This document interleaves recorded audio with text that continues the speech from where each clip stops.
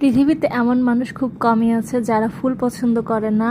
আর এটা তো একদম ফুলের রাজ্য, মানে এখানে গেলে একদম আপনি পাগল হয়ে যাবেন, এত সুন্দর একটা জায়গা।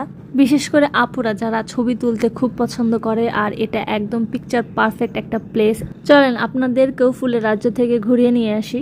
আসসালামু আলাইকুম সবাইকে, সবাই কেমন আছেন? আশা করি সবাই ভালোই আছে। আজকে আমাদের গন্তব্যস্থান হচ্ছে নরসিংদীর নাগুরিয়াকান্দিতে, আর এখানে আমাদের ঢাকা থেকে পৌঁছাতে 1 ঘন্টা সময় লাগছে।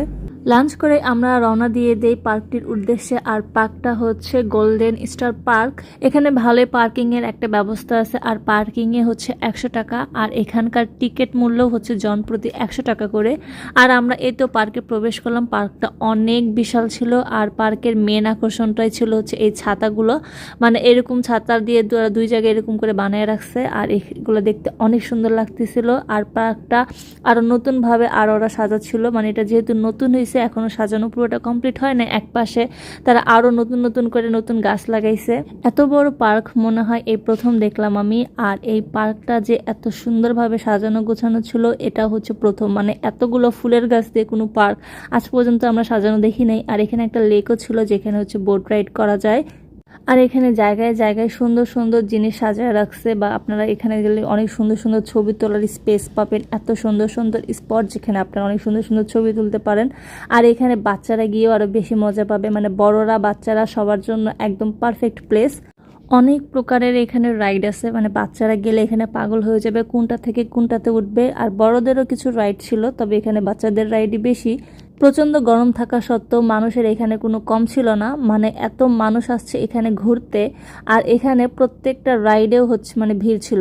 আর এখানে খাবারেরও কিছু স্টল আছে, সেখান থেকে হচ্ছে আমরা এই ঝালমুড়িটা ট্রাই করি। এখানে অনেক ধরনের মশলা দিয়ে ঝালমুড়িটা দিছে, মানে ডিমের ঝালমুড়ি, অনেক মজা ছিল, আমার কাছে তো অনেক ভালো লাগছে। আমরা তো পুরাই গরমে পাগল হয়ে যাওয়ার মতো অবস্থা ছিল, আমরা পুরো পার্কটাও ঘুরে দেখি নাই। এক পাশে হচ্ছে এরকম স্টলের মতো কিছু ছিল, মানে অনেক দোকানপাট ছিল আর কি। তবে পার্কটা সুন্দর আছে, কিন্তু গরমে আর কি অবস্থা খারাপ হয়ে গেছিল। এই পার্কে যদি শীতের মধ্যে আসা হয় তাহলে ঘুরে অনেক শান্তি পাওয়া যাবে, যেটা হচ্ছে গরমের মধ্যে গেলে একদমই পাবেন না। আর এইদিকে হচ্ছে পিচ্চির ফটোগ্রাফি চলছে, মানে এত সুন্দর পোজ দিতেছে দেখেন, সবাই মাশাআল্লাহ বলবেন। আর এদিকে আরেকটা বেস্ট পার্ট হচ্ছে এখানেই কিন্তু সূর্যমুখী ফুলের বাগান, যেটা কতদিন আগে কিন্তু ভাইরাল হয়েছিল এই প্লেসটা। আর এখানে হচ্ছে ফুল একদম চলে গেছে, মানে একদম মরে গেছে আর কি, এত বড় বড় বাগানটা এখন নাই।